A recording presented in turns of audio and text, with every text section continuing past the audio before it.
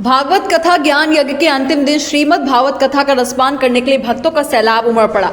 जरवे से पधारी कथावाचिका पूजा शुक्ला ने भागवत कथा के अंतिम दिन कई प्रसंगों का विस्तार से वर्णन किया। इसमें उषा चरित्र, नग चरित्र, वासुदेव नारद संवाद, सुदामा प्रसंग, परीक्षित मोक्ष की कथा का बड़ी रोचक अंदाज में वर्णन किया गया। कथा के दौरान शुक्ला जी ने श्रोताओं को भागवत को अपने जीवन में उतारने की अपील की। साथ ही सुदामा चरित्र के माध्यम से श्रोताओं को श्री कृष्ण और सुदामा की मित्रता की मिसाल पेश की, समाज को समानता का संदेश दिया। इसी कड़ी में शुक्ला जी ने बताया कि श्रीमद् भागवत कथा का 7 दिनों तक श्रवण करने से जीव का उद्धार हो जाता है, वहीं इस कथा को कराने वाले भी पुण्य के भागी हो जाते हैं।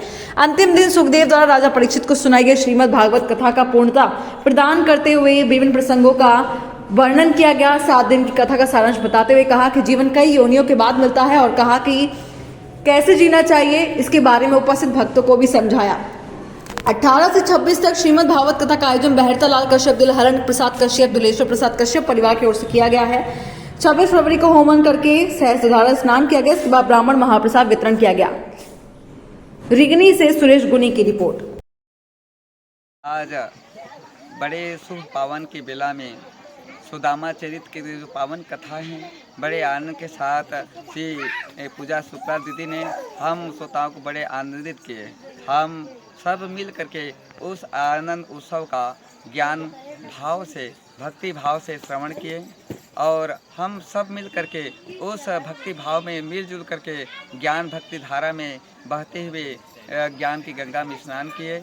हम सभी भाई बंधु, बड़े भैया भरतालाल, दिलहरण कश्यप, फेकूराम कश्यप, छोटे लाल कश्यप, रविंद्र कुमार कश्यप और जो हर प्रसाद कश्यप, सभी परिवार के द्वारा एवं समस्त कश्यप परिवार के द्वारा हम सभी मिल करके इस यज्ञ को कार्य में सम्मिलित होकर के इस श्रीमद् भागवत की कथा श्रवण किए और आज समापन की ओर 7वें दिवस में आज हम अपने विराम देते हुए इस कार्य में सम्मिलित होकर के हम सभी जन श्री राधे कृष्ण भगवान की मूर्ति में माला अर्पण करते हुए, राधा कृष्ण में माला अर्पण करते हुए, प्रेम भक्ति भाव से चरण स्पर्श करते हुए हम शुभ आशीर्वाद प्राप्त करते हुए अपने जीवन को धन्य मानते हुए इस कार्यक्रम में सहभागी बनते हुए श्री राधा कृष्ण भगवान के चरणों में प्रेम और भक्ति धारा बहाते हुए गंगा स्नान कर रहे हैं। और हमारे